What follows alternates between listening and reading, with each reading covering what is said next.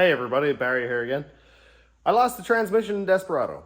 The indestructible 4L60E, the unsinkable ship, it lost third and fourth gear. Nobody's fault but mine. I have to pay tribute to the transmission because it went through some abuse. I mean, well over 100 hits on the street. This thing is all-wheel drive, and I have done launch control leaving on boost at between 2 and 8 PSI many times. And it took it every time. Until I was leisurely driving up the highway and said, I'd like to overtake the car in front of me. 50% throttle, geared down, geared back up, whizzz, right to the limiter. Yeah, that's how it goes, isn't it? Just catches you by surprise every time. It couldn't have been while I was doing a four-wheel burnout for 60 feet and then it blew up. No, it was because I was passing a Honda Ridgeline. Anyway, so I have to change the transmission. So I'm going to get under here, disconnect the battery, and then start undoing bits. And I'll check in periodically. This doesn't need to be a step-by-step thing where it's an hour-and-a-half long video, but it's probably going to be a little bit long. I'll try to keep it as short as possible. For anyone who isn't familiar, I suppose I can show under the hood. This is an LQ4 6-liter sloppy stage 2 cam, Pack 1219 springs, and a GT45. It's your pretty run-of-the-mill sloppy mechanics setup, and I even welded the wastegate flange to the turbo. That works absolutely amazing, by the way, and it's dumped back into the exhaust right there, which also works amazing and sounds wonderful. All right, let's get into it. Okay, under here we can see very little because it's kind of dark, sorry. Anyway, here's my crossover, obviously, transmission. This is a four-wheel drive truck, or I should say full-time all-wheel drive, because this transfer case is from an Escalade. I will be changing this transfer case.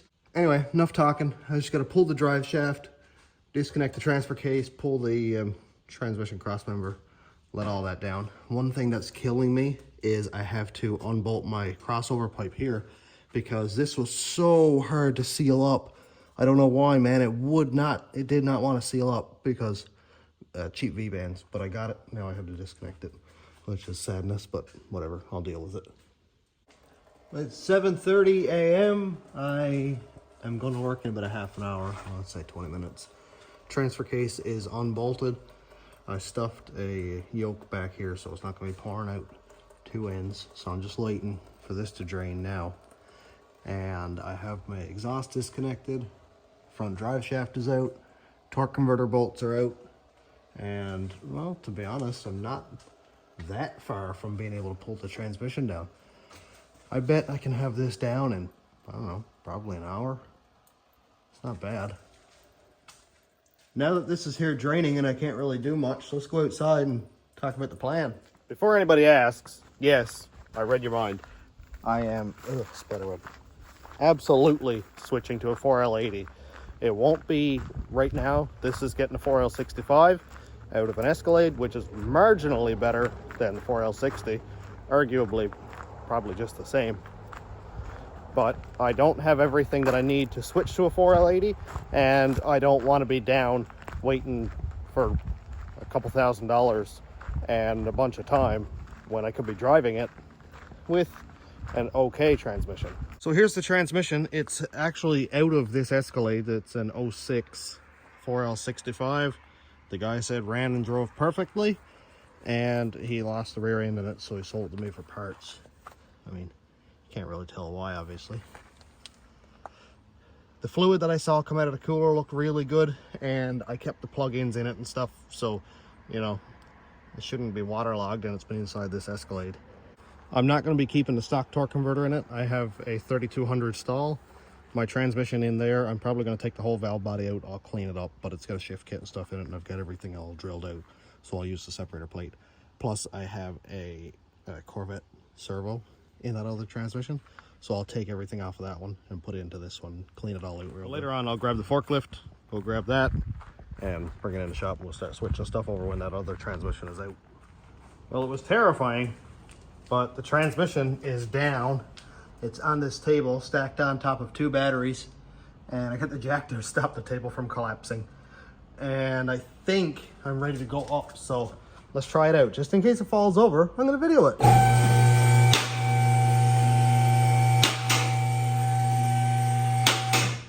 Okay, make sure nothing is tangled. We seem to be good all over here. Please don't fall on me. I'm just an innocent bystander. Okay, well, everything should be good. Go over that way.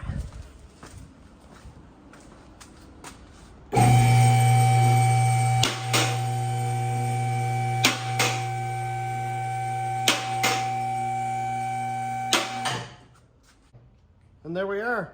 Transmission is down on the table. Now I just gotta get it on the floor without breaking my back. So I'll see if one of the guys can help me move it. But, oh man, I started this 6:30 this morning, went till 8:30, and I've been at it for about a half an hour. So I got like an hour and a half in to get the transmission out. It's actually crazy how quick it comes out when none of the bolts are seized in.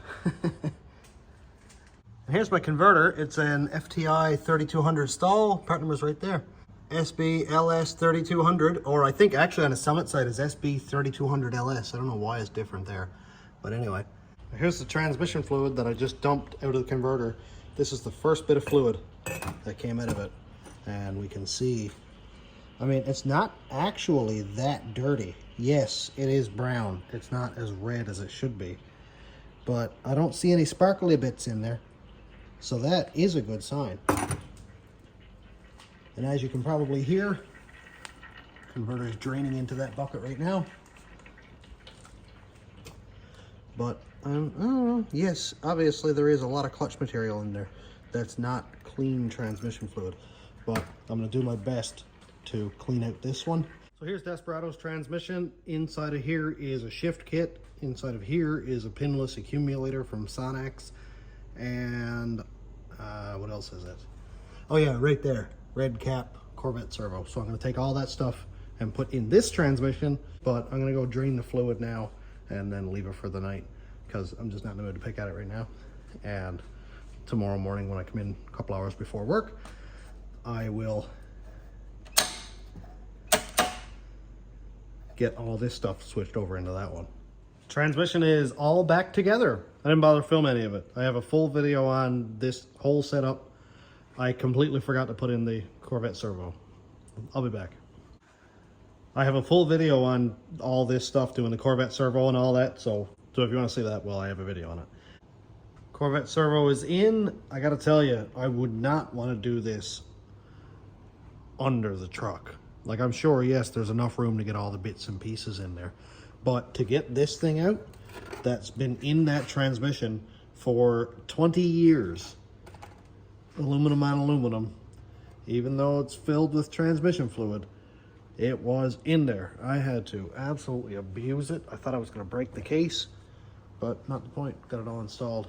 The only thing I need to do now is remember to take out these lines, which they look disgusting too. So I'm gonna go ahead and do that before I put the transmission up into place. Torque converter is all flushed out and filled up, and hopefully I don't drop it because it is wicked slippery. There we go.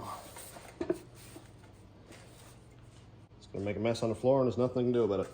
So I have filled and drained this 4 times, I think. I don't think it's quite in there yet. Ow.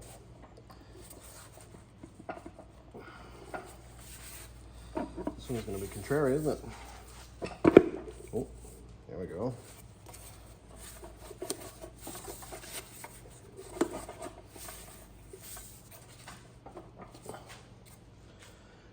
Okay, it is below the surface about 1 inch, so that makes sense. That's good.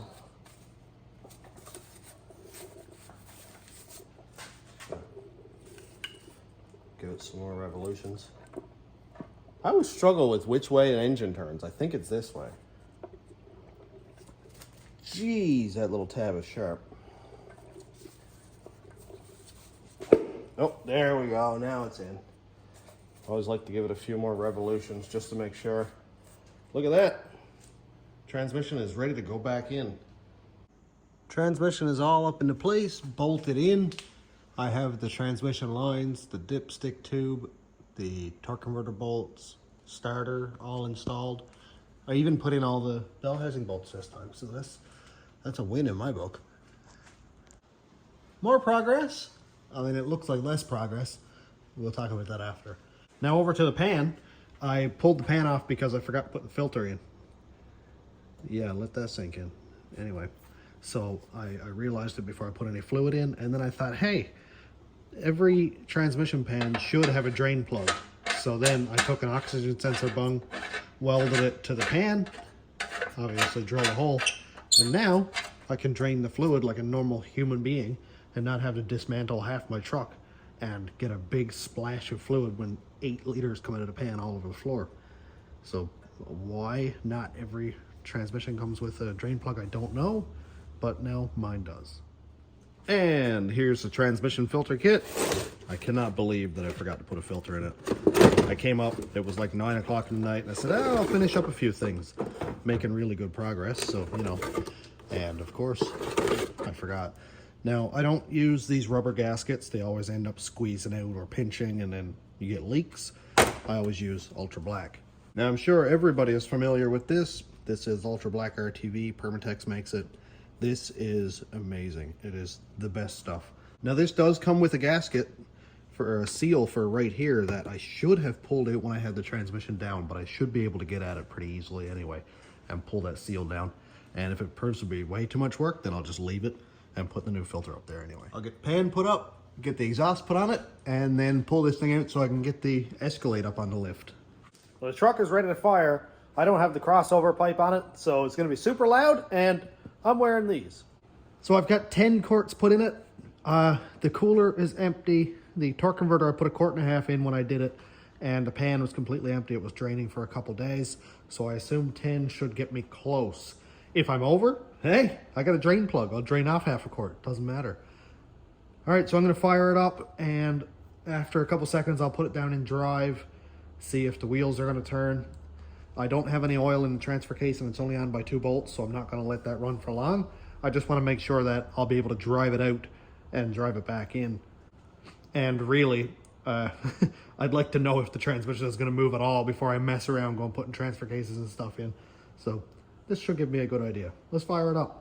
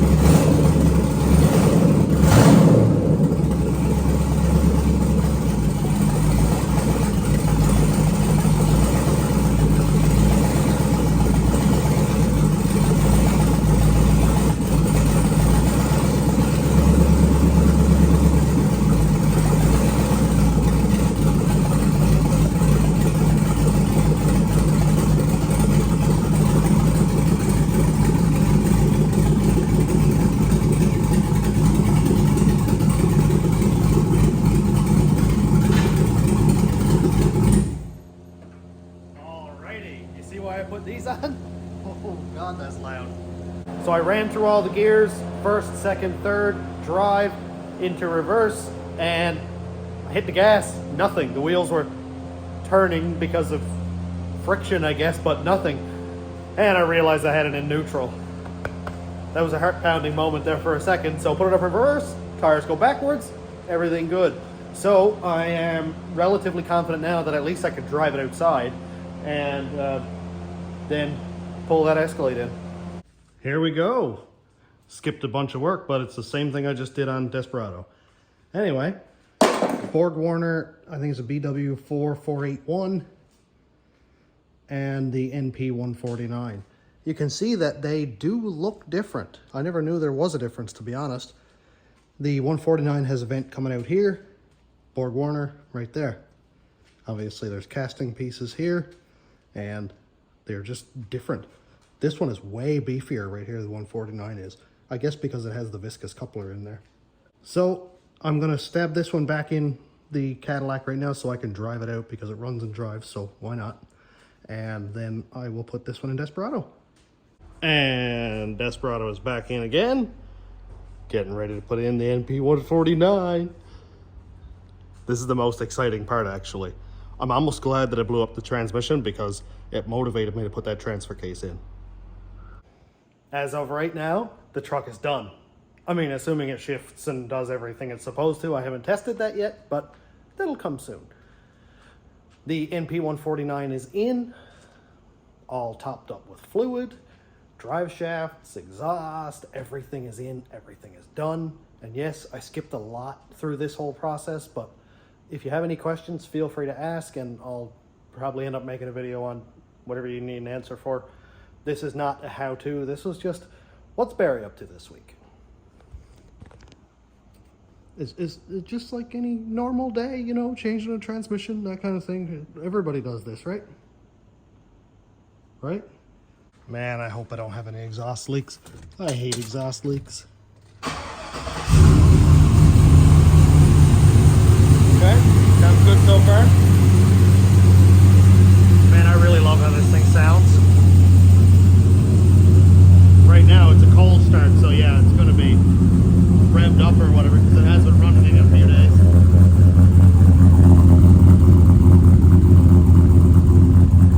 Listen to that. I just pulled the dipstick and the fluid is, come on focus, just below the hot line right here. It's pretty much right there. So that the transmission fluid is cold, so when it gets hot it should come up to this level. If not, then I'll put another half a quart in it, but so far so good. All right, let's see what it does. So it's moving on its own, no gas, so that's a good sign. And it's a very good sign because I've had transmissions that wouldn't move at all until you really hammer down the gas. Okay, up in the drive. 1500 RPM before it starts moving, 1400. I do have a 3200 stall in this, so you know it's going to rev a little higher. But as of right now, it's moving. Let's go take it for a drive and see if it shifts. Man, I hope it shifts. First gear, second gear, third gear I just felt. And it may go up into fourth. I don't know if I'm going fast enough, but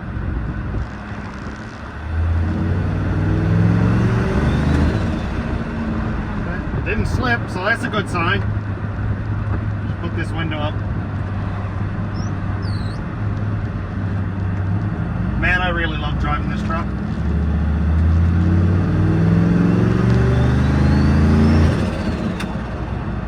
Well, doesn't seem like it's slipping. And I'm sure it's up in fourth gear. Yeah, it's down to like 1,000 RPM. Well, it shifted through all the gears. That's a good thing. So, cleaning out the converter, cleaning out the cooler, that is absolutely necessary.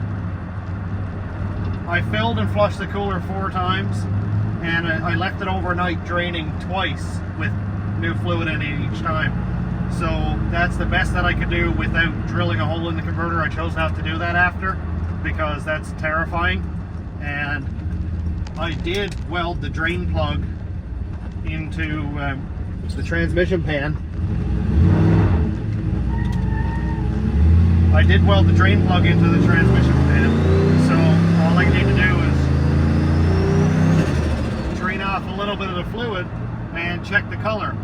So the nice thing about it now is I don't have to take the pan down and get splashed with 8 quarts of fluid. That's great. All right. So far, I'm really happy with this. Let's take it up on the highway for just a second. I am going to go over the tune again just to make sure that I'm pulling enough timing. on the 1-2, well, all the shifts, I guess, just to make sure that it's pulling enough timing and not pushing through the clutches. Because I think it's kind of odd to lose third and fourth gear, considering most of the punishment this truck gets is,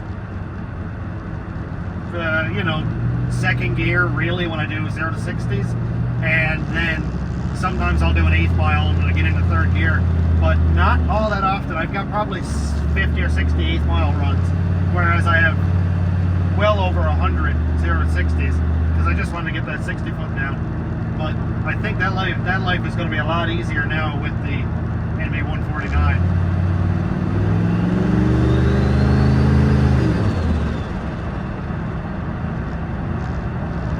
Alright. Now when I lost the transmission, I was actually passing a car right at this same passing lane. So let's see if it does it again.